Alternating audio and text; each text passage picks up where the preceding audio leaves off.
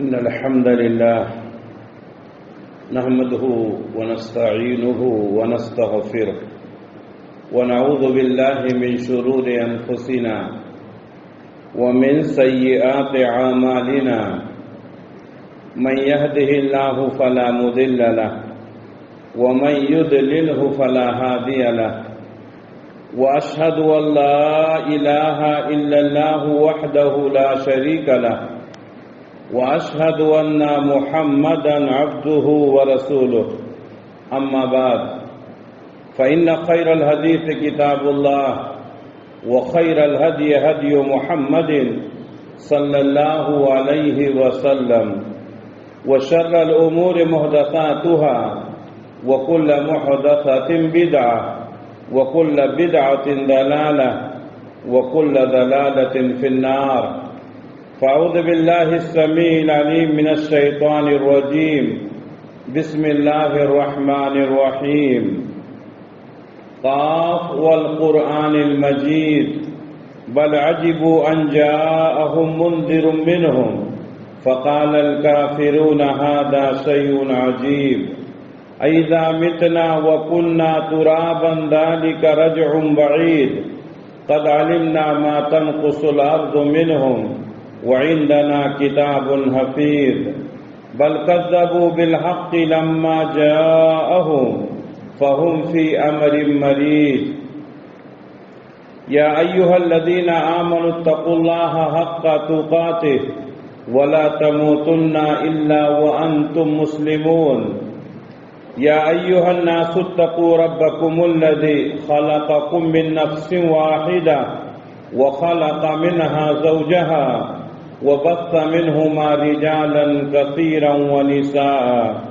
واتقوا الله الذي تساءلون به والأرحام إن الله كان عليكم رقيبا يا أيها الذين آمنوا اتقوا الله وقولوا قولا سديدا يصلح لكم أعمالكم ويغفر لكم ذنوبكم ومن يطع الله ورسوله فقد فاز فوزا عظیما۔ ہر طرح کی تعریف اللہ رب العالمین کے لیے لائق اور زیبا ہے۔ درود و سلام نازل ہوں اللہ کے تمام نبیوں پر، خصوصاً آخری نبی حضرت محمد مصطفیٰ صلی اللہ علیہ وسلم پر۔ محترم حاضرین، وہ کام جن سے بچنا ہر مسلمان کے لیے ضروری ہے۔ اس عنوان پر اب تک 8 خطبے ہو چکے ہیں اور 23 باتیں 20 پر 3 کام ایسے بتائے گئے ہیں جن سے بچنا ہر مسلمان کے لیے ضروری ہے۔ اس سلسلے کا آج یہ 9واں خطبہ ہے اور 24واں کام، 24ویں بات جس سے ہم اور آپ کو بچنا ضروری ہے وہ ہے غلو۔ غلو کسے کہتے ہیں؟ کسی بھی معاملے میں حد سے آگے نکل جانا۔ حد سے آگے نکل جانے کو غلو کہتے ہیں۔ انسان کسی سے محبت کرتا ہے، محبت کی ایک لمٹ ہے، وہ لمٹ کے اندر ہے تو جائز ہے، وہ لمٹ کے باہر گئے تو غلو ہو جاتا ہے۔ کسی سے نفرت کرتا ہے، نفرت کرنے کا اختیار ہے کسی مسئلے میں، لیکن اگر وہ بہت زیادہ آگے بڑھ جاتا ہے تو یہ غلو ہے۔ دین میں بھی غلو حرام ہے، دین میں بھی غلو سے منع کیا گیا ہے۔ اللہ تبارک و تعالیٰ نے اس امت کو امت وسط بنایا، یہ معتدل امت ہے، افراط اور تفریط سے پاک ہے۔ افراط کہتے ہیں بہت زیادہ آگے نکل جانا، تفریط کہتے ہیں بہت زیادہ پیچھے رہ جانا۔ تو نہ ہم کو پیچھے رہنے کی ضرورت ہے نہ آگے رہنے کی ضرورت۔ جو لمٹ ہے، جو دائرہ ہے، اسی دائرے کے اندر ہم کو رہنا ہے۔ اسی کا نام ایمان ہے، اسی کا نام اسلام ہے اور اسی کو مومن اور مسلمان کہتے ہیں۔ اللہ تبارک و تعالیٰ نے فرمایا وَكَذَلِكَ جَعَلْنَاكُمْ أُمَّةً وَسَطًا، ہم نے تم کو ایک امت وسط بنایا، ایک معتدل امت بنایا ہے جو افراط اور تفریط سے پاک ہے۔ پچھلی قومیں جو گمراہ ہوئیں اس کے بہت سارے اسباب تھے، جس میں سے ایک سبب یہ تھا کہ وہ لوگ افراط اور تفریط کے شکار ہو گئے۔ بعض لوگ کسی محبت میں آگے نکل گئے اور بعض لوگ نفرت کر کے نبیوں کا انکار کر دیا۔ اللہ تبارک و تعالیٰ نے فرمایا ہے کہ لوگوں اپنے آپ کو غلو سے بچاؤ۔ وَكَذَلِكَ جَعَلْنَاكُمْ أُمَّةً وَسَطًا، ہم نے تم کو ایک امت وسط بنایا۔ اور اللہ کے نبی صلی اللہ علیہ وسلم نے فرمایا إِيَّاكُمُ الْغُلُوَّ فِي الدِّينِ، لوگوں دین میں غلو کرنے سے اپنے آپ کو بچاؤ۔ فَإِنَّمَا هَلَكَ مَنْ كَانَ قَبْلَكُمْ الْغُلُوُّ فِي الدِّينِ، اس لیے کہ تم سے پہلے جو لوگ تھے انہوں نے دین میں غلو کیا اور وہ ہلاک ہو گئے۔ یہ صحیح مسلم کی حدیث ہے۔ ایک اور حدیث میں اللہ کے نبی نے فرمایا هَلَكَ الْمُتَنَطِّعُونَ، متنطعون کہتے ہیں کسی بھی چیز میں آگے نکل جانا، چاہے وہ عبادت ہی کا معاملہ ہو۔ عبادت میں بھی ایک لمٹ ہے، وہ لمٹ سے آگے گئے تو آپ ہلاک ہو جائیں گے، تو تباہ ہو جائیں گے، برباد ہو جائیں گے۔ انبیاء کرام کے بارے میں بھی یہی حکم ہے کہ اللہ نے ان کو جو مقام دیا ہے اسی مقام پر ان کو رکھا ہے۔ حضرت موسیٰ علیہ السلام، حضرت عیسیٰ علیہ السلام، یہ سب اللہ کے پیغمبر ہیں۔ لوگوں نے ان کی محبتوں میں غلو کا معاملہ اپنایا جس کی وجہ سے لوگ ہلاک ہو گئے۔ یہودیوں نے عزیر کو اللہ کا بیٹا کہہ دیا، کہا عزیر اللہ کے بیٹے ہیں۔ نصرانیوں نے حضرت عیسیٰ علیہ السلام کو اللہ کا بیٹا کہہ دیا اور وہ ہلاک ہو گئے۔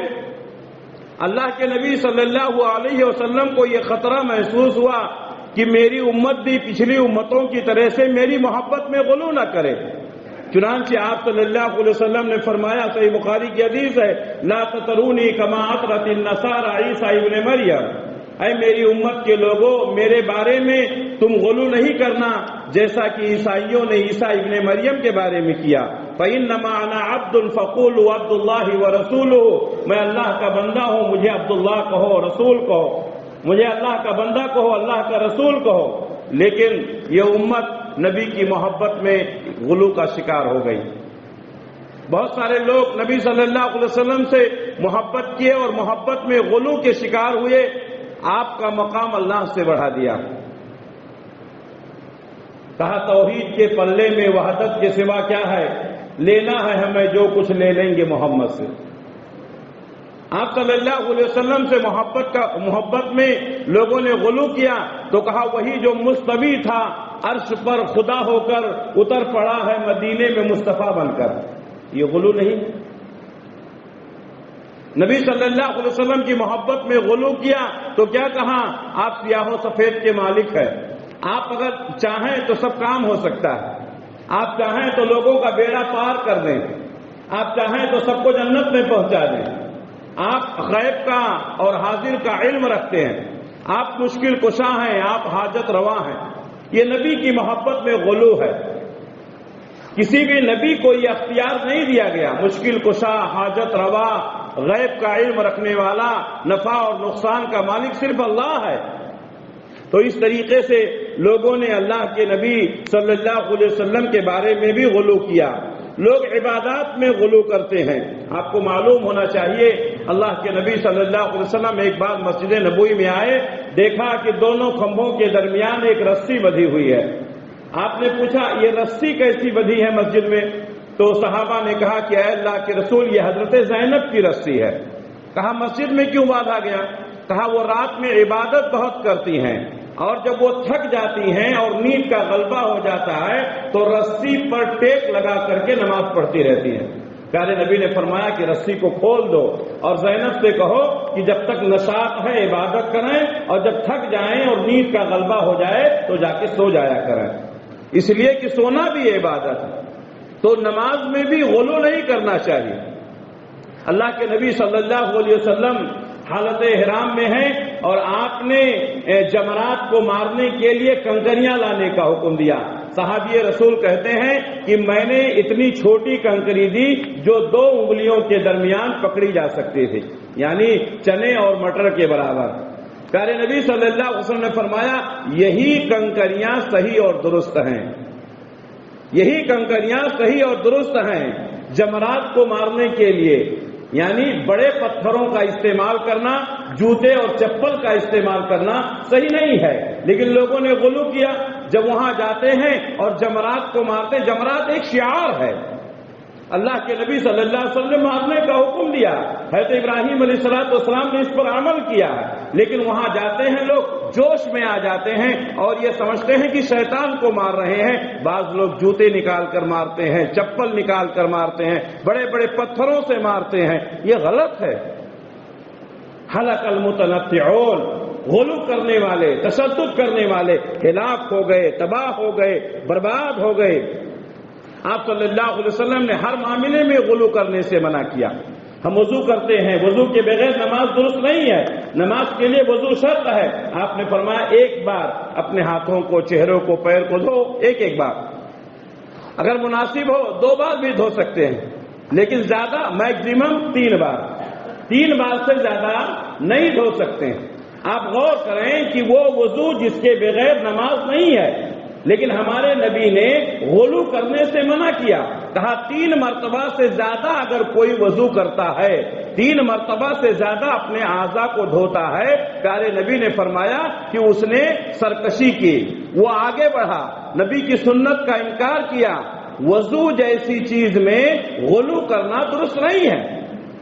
ایک صحابی آئے اللہ کے نبی صلی اللہ علیہ وسلم کے پاس اور کہا کہ اے اللہ کے رسول، کبھی کبھی ہم سمندر پر بیٹھے ہوتے ہیں اور وہاں ہم غسل کرتے ہیں یا وضو کرتے ہیں، کیا وہاں بھی پانی کا استعمال زیادہ نہیں کر سکتے ہیں؟ تو صحابہ یہ سمجھ رہے تھے کہ شاید اللہ کے نبی نے 3 مرتبہ جو دھونے کا حکم دیا وہ قناعت کی وجہ سے، پانی کمی کی وجہ سے۔ کہا اللہ کے رسول، ہم سمندر پہ بیٹھے رہتے ہیں، وہاں بھی ایسے، کہا وہاں بھی ایسے ہی کرنا، باقی پانی کو چھوڑ دو، غلو نہیں کرنا، وضو میں بھی غلو نہیں کرنا ہے، وہ وضو جس کے بغیر نماز نہیں ہوتی ہے۔ اللہ کے نبی صلی اللہ علیہ وسلم ایک بار مسجد میں تھے، دیکھا کہ ایک شخص جو ہے باہر کھڑا ہوا ہے، دھوپ میں ہے، اس نے اپنے آپ پر سختی کر لی۔ ہمارے نبی نے پوچھا دوران خطبہ کہ وہ کون ہے جو باہر کھڑا ہوا ہے؟ صحابہ نے بتایا کہ اے اللہ کے رسول، وہ فلاں شخص ہے، اس نے نظر مانی ہے کہ وہ دھوپ میں کھڑا رہے گا، دھوپ میں رہے گا، کھڑا رہے گا، بیٹھے گا نہیں۔ آپ صلی اللہ علیہ وسلم نے فرمایا اس کو بولو اندر آئے۔ اندر آیا، ہمارے نبی نے کہا کہ تم دھوپ میں کیوں کھڑے ہو، باہر کیوں کھڑے ہو؟ تو کہا اللہ کے رسول، میں نے نظر مانی ہے کہ میں کھڑا رہوں گا، میں دھوپ میں رہوں گا، میں سواری کا استعمال نہیں کروں گا۔ تو اللہ کے نبی نے فرمایا کہ دھوپ سے چھاؤں میں آ جاؤ، کھڑے مت رہو، بیٹھ جاؤ، سواری کا استعمال کرو۔ یہ ساری چیزیں غلو میں داخل ہیں۔ بہت سارے لوگ تپسیاؤں کو، بہت سارے لوگ مصیبتوں کو عبادت سمجھتے ہیں۔ نماز پڑھنا ہے، اللہ تبارک و تعالیٰ نے ہم کو نماز پڑھنے کا حکم دیا، پیارے نبی نے فرمایا کہ کھڑے ہو کر پڑھو، کھڑے ہو کر نہیں پڑھ سکتے ہو، کمزوری ہے، بوڑھے ہو گئے ہو، بیٹھ کر پڑھ لو، بیٹھ کر نہیں پڑھ سکتے ہو، لیٹ کر، آپ بیمار ہیں، آپ چارپائی پر پڑھ لو، یہ سہولت ہے، شریعت نے اجازت دی ہے۔ اب بہت سارے لوگ غلو کرتے ہیں، ایک پیر پر کھڑے ہو کر نماز پڑھتے ہیں، کس نے کہا آپ کو؟ اور بیوقوف عوام کیا سمجھتی ہے کہ وہ آدمی بہت بڑا ولی ہے، ولی نہیں، وہ شیطان ہے، اس نے دین میں غلو کیا، نبی کی سنتوں کی مخالفت کی۔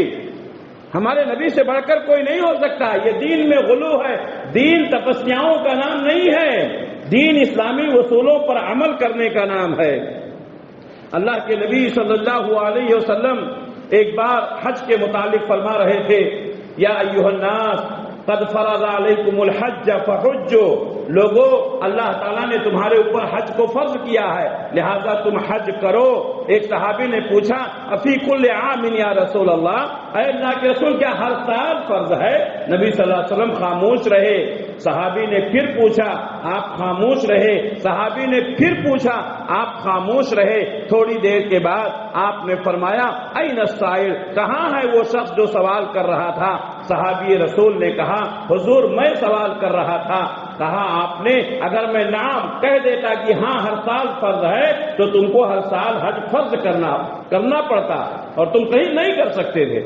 تو کچھ لوگ دین کے معاملے میں سوال کر کے غلو کے شکار ہو جاتے ہیں، ہمیں ان چیزوں سے بچنا چاہیے۔ اسی طریقے سے بہت سارے لوگ دعا میں غلو کرتے ہیں. ہمیں کیا ضرورت ہے؟ اللہ سے مانگ لینا. اے اللہ ہماری زندگی بہتر بنا دے، ہماری آخرت بہتر بنا دے، قبر کے سوال و جواب کو آسان کر دے، محشر کی تپش سے حفاظت فرما، جنت نصیب فرما، جہنم کی ہولناکیوں سے حفاظت فرما. بس کافی ہے. لیکن انسان دعا میں غلو کرتا ہے، ایک ایک گھنٹے تک دعا کرتا ہے، اور دعا میں اس کو جو چیز چاہیے خاص چیزوں کا سوال کرتا ہے. ارے بھئی آپ کو سواری کی ضرورت ہے، اے اللہ سے دعا کیجئے کہ اے اللہ مجھے ایک سواری کی ضرورت ہے، میرے لیے سواری کا انتظام کر دے.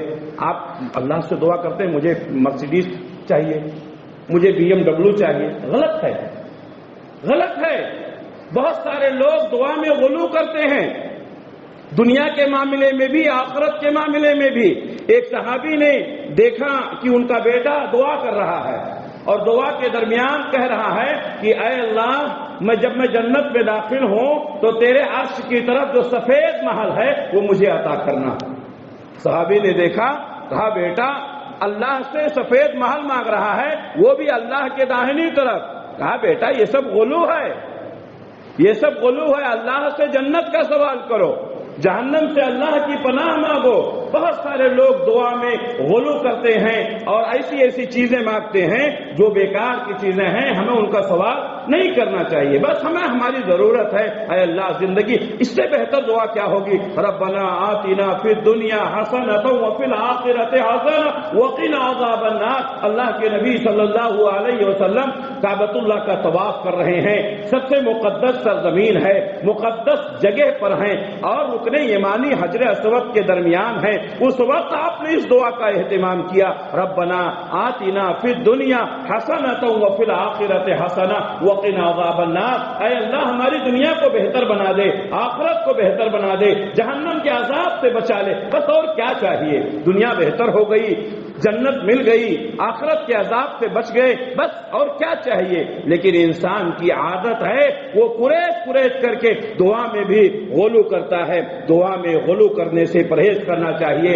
اسی طرح بہت سارے لوگ دعوت دین کا کام کرتے ہیں، لوگوں کو دین کی طرف بلاتے ہیں، وہ بھی غلو سے کام لیتے ہیں. ہمارا کام کیا ہے بتا دینا. اتنی بڑی جماعت ہے ہمارے سامنے، اتنی بڑی جماعت ہے، ہزاروں کی تعداد میں، خواتین بھی ہیں، بچے بھی ہیں، بوڑھے بھی ہیں، جوان بھی ہیں، ہر طرح کے لوگ ہیں، کالے گورے، ہر کوئی ہے. ہمارا کام کیا ہے؟ دین کی باتیں بتا دینا. اگر آپ مانیں گے الحمدللہ آپ کو فائدہ ہوگا، اگر آپ نہیں مانیں گے تو مجھے یہ اختیار نہیں دیا گیا ہے کہ میں آپ کو زبردستی منواؤں. نبی کو بھی یہ اختیار نہیں دیا گیا تھا، نبی کو بھی یہی حکم دیا گیا تھا، فذکر انما انت مذکر لست علیہم بمسیطر. اے نبی آپ لوگوں کو نصیحت کیجئے، انت مذکر آپ نصیحت کرنے والے ہیں، لست علیہم بمسیطر آپ ان کے اوپر داروغہ نہیں ہے کہ زبردستی اپنی بات منوائیں. اور اللہ نے فرمایا لا اکراہ فی الدین، دین میں کوئی زبردستی نہیں ہے. آپ اپنی بات بتا دیں، بتانا ہمارا کام ہے، ہدایت دینا اللہ کا کام. بعض لوگ غلو کرتے ہیں، ان کی بات کوئی نہیں مانا تو دشمنی کر لیتے ہیں، ان کی بات کوئی نہیں مانا تو دعوت و تبلیغ کرنا چھوڑ دیتے ہیں. بہت سارے نبی دنیا میں ایسے گزرے ہیں جن پر ماننے والے، جن کو ایمان لانے والے جن پر بہت لوگ تھے. اللہ کے نبی نے دیکھا کہ میں نے دیکھا کہ بعض نبی ہیں جن کے ساتھ چند لوگ ہیں، بعض نبی کو میں نے ایسا بھی دیکھا کہ ان کے ساتھ ایک یا دو لوگ تھے، کچھ نبی کو میں نے ایسا بھی دیکھا کہ ان کے ساتھ کوئی نہیں تھا. تو وہ نبی جن کے اوپر کوئی ایک آدمی بھی ایمان نہیں لایا، کیا انہوں نے دعوت کا حق نہیں ادا کیا؟ ادا کیا. ان کو ان کا ثواب مل گیا. کوئی ایمان نہیں لایا تو اس کا ماں ملا. ہمارا کام ہے لوگوں کو بتانا.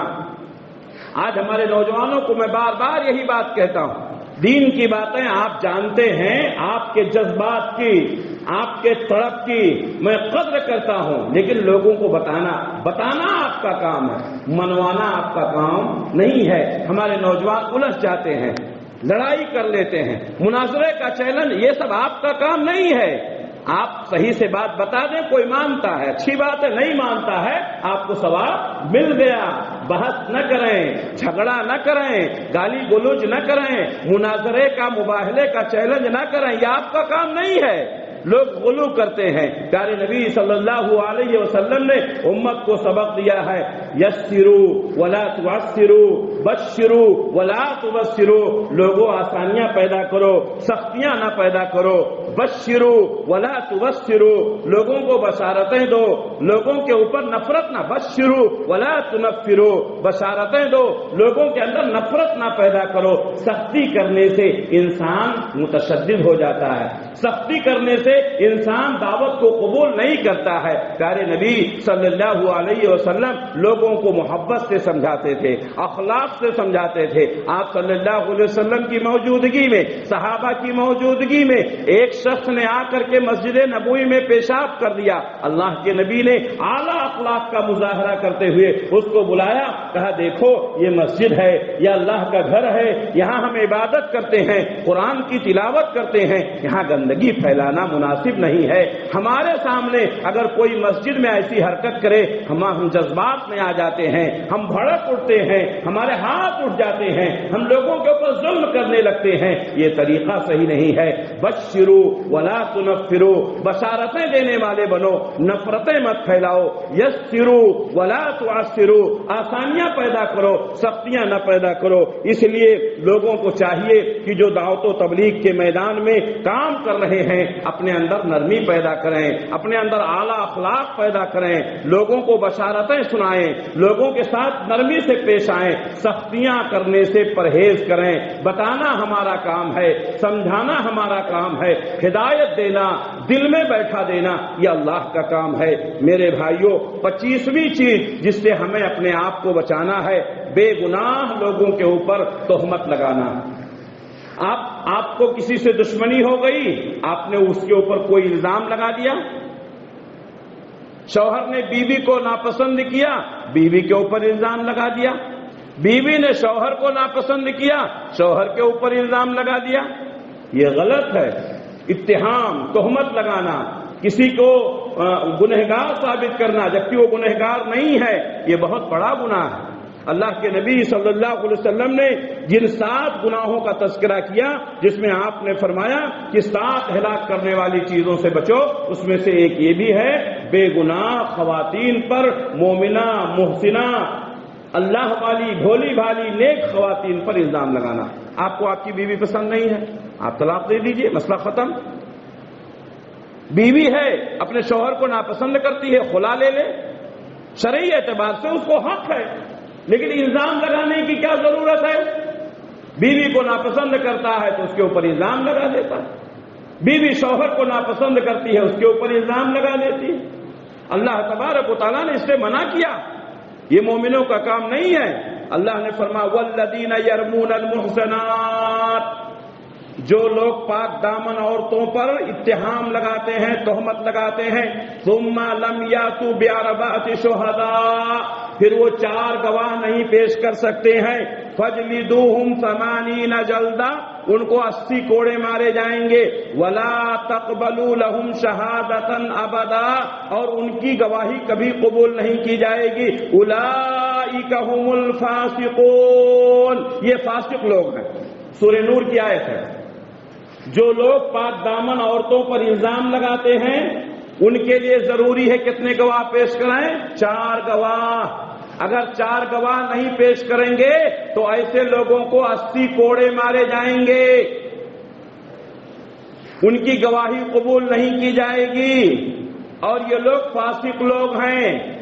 اسی طریقے سے اللہ تبارک و تعالیٰ نے سورہ نور میں ایک اور آیت میں فرمایا ان الذین یرمون المحصنات الغافلات المؤمنات بے شک جو لوگ الزام لگاتے ہیں اتہام لگاتے ہیں پاک دامن عورتوں پر بھولی بھالی عورتوں پر مومنہ عورتوں پر لعنوا فی الدنیا والآخرہ دنیا میں بھی ان کے اوپر لعنت ہے آخرت میں بھی لعنت ہے.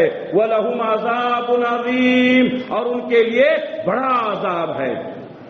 عورتوں کے اوپر الزام لگانا کسی کی بیٹی کے اوپر الزام لگا دینا کسی کی بہو کے اوپر الزام لگا دینا کسی کی ماں کے کسی کی بہن کے اوپر الزام لگا دینا غلط ہے.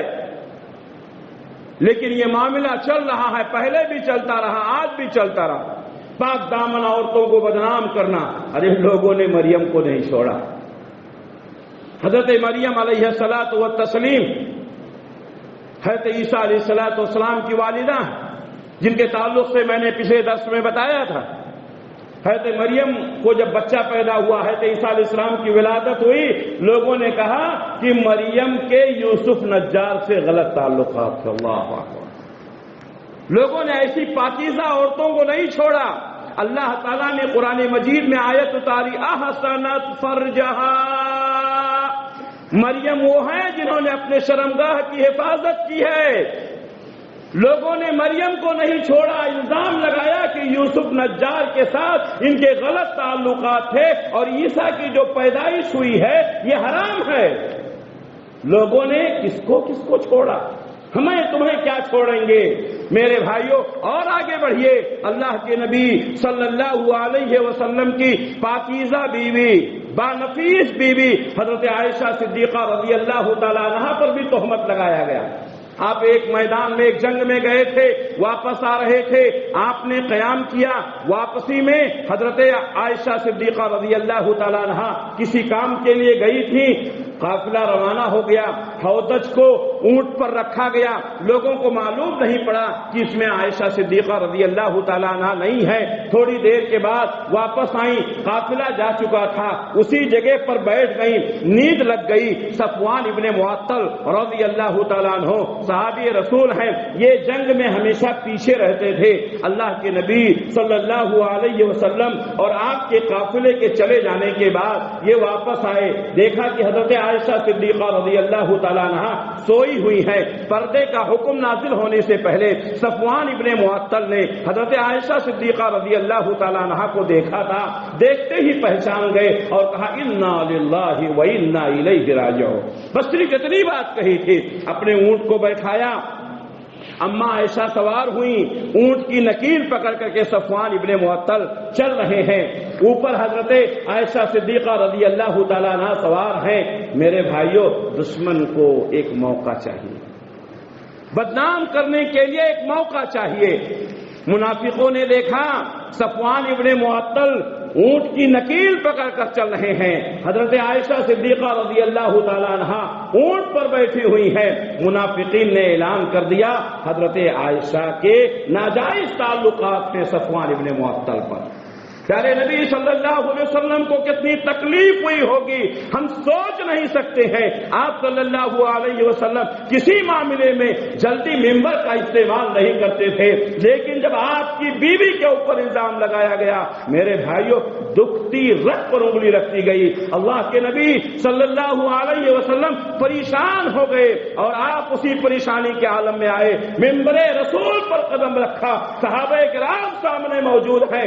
آپ نے کہا دشمنوں کی دشمنی کی انتہا ہو گئی، ابھی تک لوگ ہمیں تکلیف پہنچاتے تھے، اب ان کی تکلیف سے ہماری گھر والیاں بھی محفوظ نہیں ہیں۔ حضرت عمر بن خطاب رضی اللہ تعالیٰ عنہ کھڑے ہوئے، کہا حضور اجازت دیجیے، کس ناہنجار نے آپ کی بیوی پر ایسا الزام لگایا ہے، اس کی گردن کاٹ کر میں آپ کے قدموں میں رکھ دیتا ہوں۔ پیارے نبی نے فرمایا نہیں عمر نہیں، لوگ کہیں گے نبی اپنے ساتھیوں کا قتل کروانے لگا۔ میرے بھائیوں، یہ قوم کس کو چھوڑی ہے؟ حضرت مریم کو نہیں چھوڑی، حضرت عائشہ صدیقہ کو نہیں چھوڑی، ہماری تمہاری بہو بیٹیوں کو کیا چھوڑے گی؟ میرے بھائیوں، لوگوں کی حالت ہے، لوگوں کی عادت ہے، لوگوں پر الزام لگا دیتے ہیں، مردوں پر بھی الزام لگایا جاتا ہے، عورتوں پر بھی الزام لگایا جاتا ہے، کبھی کبھی واقعہ صحیح بھی رہتا ہے۔ میرے بھائیوں، اگر واقعہ ایسا ہے تو اس کا سچویشن، اس کا حل بھی شریعت میں موجود ہے۔ اللہ کے نبی صلی اللہ علیہ وسلم کے ایک ساتھی ہیں جن کا نام بلال بن امیہ ہے، صحیح بخاری کی حدیث ہے، انہوں نے اپنی بیوی کو ایک غیر مرد کے سامنے ساتھ میں دیکھ لیا، جس کے ساتھ دیکھا تھا ان کا نام شریک بن سہمہ ہے، صحیح بخاری کی حدیث ہے۔ بلال بن امیہ نے اپنی بیوی کو شریک بن سہمہ کے ساتھ غلط کام کرتے ہوئے دیکھ لیا۔ اللہ کے نبی کی خدمت میں حاضر ہوئے، کہا اللہ کے رسول، میری بیوی کو میں نے شریک بن سہمہ کے ساتھ غلط کام کرتے ہوئے پکڑا ہے۔ پیارے نبی نے فرمایا 4 گواہ پیش کرو۔ اگر 4 گواہ پیش نہیں کرو گے تو تمہارے پیٹھ پر درے لگائے جائیں گے، کوڑے لگائے جائیں گے۔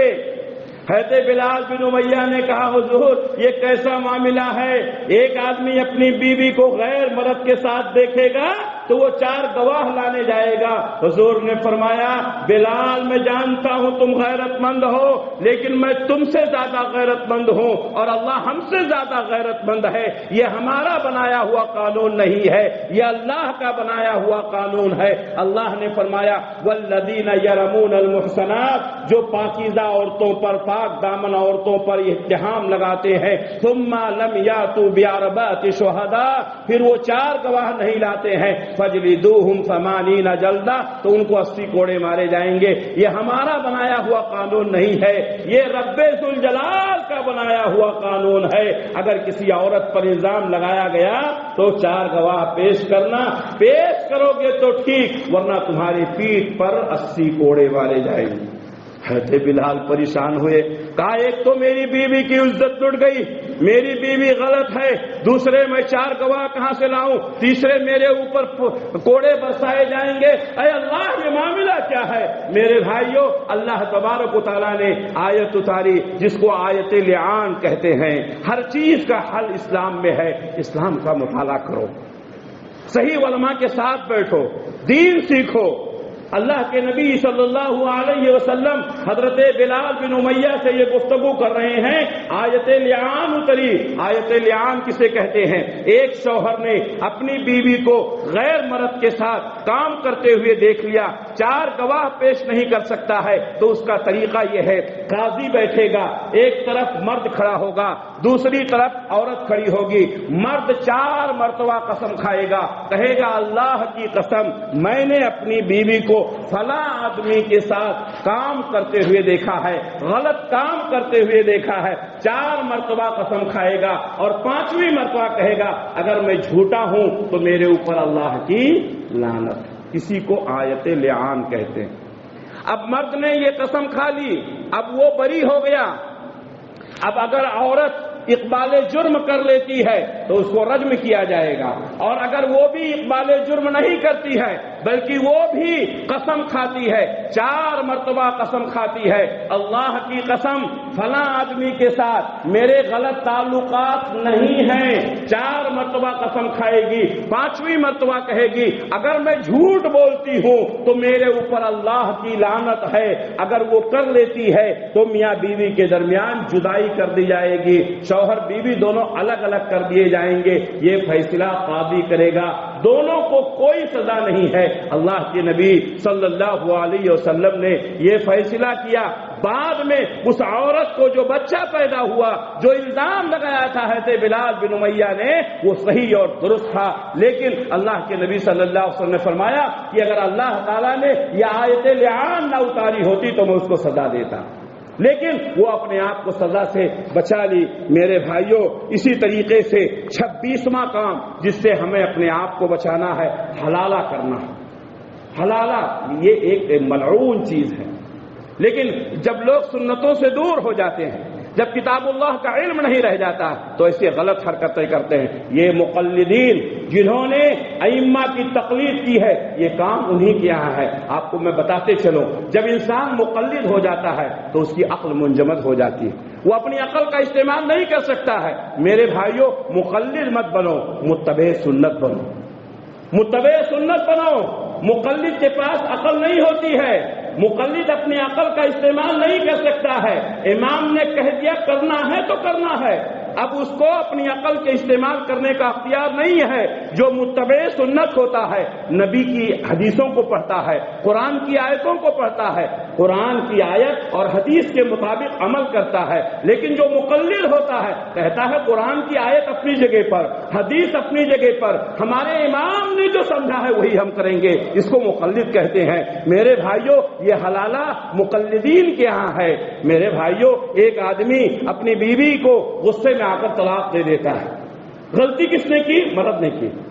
غصے میں آ کر طلاق دے دیا، اس کے بعد اپنے امام کے پاس گیا، قاضی کے پاس گیا، کہتا ہے تمہاری بیوی تمہارے لیے حرام ہو گئی ہے، دوبارہ اس سے ملنے کے لیے کیا کرنا ہے؟ حلالہ کرنا ہے۔ یہ ہے تقلید۔ جب نبی کی سنتوں کو ٹھکراؤ گے، جب قرآن کی آیتوں کو ٹھکراؤ گے، جب کتاب اللہ و سنت رسول سے دور ہوگے تو ایسے ہی گناہوں میں پڑو گے۔ ما حدث من قوم بدعۃ الا رفع مثلها من السنہ، جب کسی قوم میں کوئی بدعت آ جاتی ہے تو وہاں سے سنت ختم ہو جاتی ہے۔ میرے بھائیوں، یہ فیصلہ کون کرتا ہے؟ کوئی عام آدمی نہیں کرتا ہے، صاحب جبہ و دستار کرتے ہیں، جن کو لوگ مفتی جانتے ہیں، جن کو لوگ علامہ کہتے ہیں، جن کو لوگ قاضی کہتے ہیں۔ ان کے پاس علم تو ہے نہیں، وہ تقلید کے مارے ہوئے اماموں کی بات کرنے والے، اماموں کے پیچھے چلنے والے، اماموں کی تقلید کرنے والے۔ قرآن کا علم نہیں ہے، حدیث کا علم نہیں ہے، اور وہ فیصلہ کرتے ہیں کہ اب تمہاری بیوی کو حلالہ کرنا پڑے گا۔ حلالہ سینٹر بنائے گئے، حلالہ کرنے والے بنائے گئے، حلالہ بھی کرتا ہے، پیسے بھی لیتا ہے۔ میرے بھائیوں، کیا کوئی مسلمان اس غیرت کو برداشت کرے گا کہ اس کی بیوی کسی دوسرے کے پاس جائے؟ گناہ تو مرد نے کیا، سزا عورت کو مل رہی ہے۔ عقل کہتی ہے، دماغ کہتا ہے یہ کام غلط ہے۔ پیارے نبی صلی اللہ علیہ وسلم نے فرمایا، لعن رسول اللہ صلی اللہ علیہ وسلم المحلل والمحلل له، اللہ کے نبی نے اس شخص کے اوپر لعنت فرمائی ہے جو حلالہ کرتا ہے، اس کے اوپر بھی لعنت فرمائی ہے جس کے لیے حلالہ کیا جاتا ہے۔ میرے بھائیوں، یہ گناہ کون کرتا ہے؟ یہ گناہ صاحب جبہ و دستار کرواتے ہیں، جن کو لوگوں نے اپنا امام مانا ہے، جن کو لوگوں نے علامہ کا لقب دیا ہے، وہ لوگ یہ گناہ کرواتے ہیں۔ ڈرو اللہ سے، ڈرو اللہ سے، کل قیامت کے دن کیا منہ دکھاؤ گے؟ میرے بھائیوں، جب لوگ پریشان ہوتے ہیں اور جب وہاں سے یہ فیصلہ سنتے ہیں کہ میری بیوی کو 1-2 دن کے لیے کسی دوسرے کے پاس بھیجنا ہے، جو غیرت مند ہوتے ہیں وہ ہمارے یہاں آتے ہیں، ہمارے یہاں آتے ہیں۔ میرے بھائیوں، بغیر کسی ایج پیچ کے یہ بات کہنے میں ہمیں خوشی محسوس ہو رہی ہے۔ ہم کتاب اللہ اور سنت رسول کی تبلیغ کرنے والے ہیں، ہم اس کو قرآن کی آیتیں بتاتے ہیں، نبی کی حدیث بتاتے ہیں، کہتے ہیں حلالہ کرنے والوں پر اللہ تبارک و تعالیٰ نے لعنت فرمائی ہے، کہتے ہیں اس کا حل کیا ہے، ان کو حل بتایا جاتا ہے، وہ قبول کرتے ہیں، پھر ان کو بتایا جاتا ہے اپنے مقصد کے لیے دین کو استعمال کرنا، اپنے مقصد کے لیے ہمارے یہاں آ کر کے اپنا مسئلہ حل کرنا، بیوی کے لیے، بیوی کو حاصل کرنے کے لیے ایسا کرنا، یہ صحیح نہیں ہے۔ اگر آپ کو یہ مسلک پسند ہے، آپ کو یہ جماعت پسند ہے، تو آپ شرح صدر سے قبول کریں۔ الحمدللہ اللہ کی ذات سے امید ہے اور الحمدللہ بہت ترقی ہوئی ہے۔ ہماری جماعت جو بڑھ رہی ہے انہی چیزوں کی وجہ سے۔ کیوں؟ یہاں سیف ہے، یہاں پیورٹی ہے، یہاں اسلام کے وہ لبے لباب ہیں جو ڈائریکٹ کتاب اللہ و سنت رسول سے لیے جاتے ہیں۔ یہاں کوئی ایج پیچ نہیں ہے، یہاں کسی کو گمراہ نہیں کیا جاتا ہے، یہاں سیدھی سادھی باتیں بتائی جاتی ہیں، اور جو عقل مند لوگ ہیں جن کو اللہ ہدایت دینا چاہتا ہے اللہ ہدایت دے رہا ہے۔ یہ بڑھتی ہوئی جماعت الحمدللہ میرے بھائیوں، انہی تعلیمات کے ذریعے سے اور انہی تعلیمات کی وجہ سے یہ جماعت بڑھ رہی ہے۔ حلالہ کرنا حرام ہے، حلالہ کروانا حرام ہے۔ عقبہ بن عامر رضی اللہ تعالیٰ عنہ کہتے ہیں، اللہ کے نبی صلی اللہ علیہ وسلم نے ایک بار فرمایا کہ میں تمہیں کرائے کے سانڈ کے بارے میں کچھ نہ بتاؤں؟ صحابہ نے کہا اللہ کے رسول ضرور بتائیے۔ آپ نے فرمایا کہ وہ شخص جو حلالہ کرتا ہے، کرائے کا سانڈ حلالہ کرتا ہے۔ حالانکہ اللہ تبارک و تعالیٰ نے حلالہ کرنے والے پر، حلالہ کروانے والے پر دونوں پر لعنت فرمائی ہے۔ میرے بھائیوں، شرح و بسط کے ساتھ یہ باتیں کہی گئی ہیں جس میں کسی طرح کا کوئی ایج پیچ نہیں ہے۔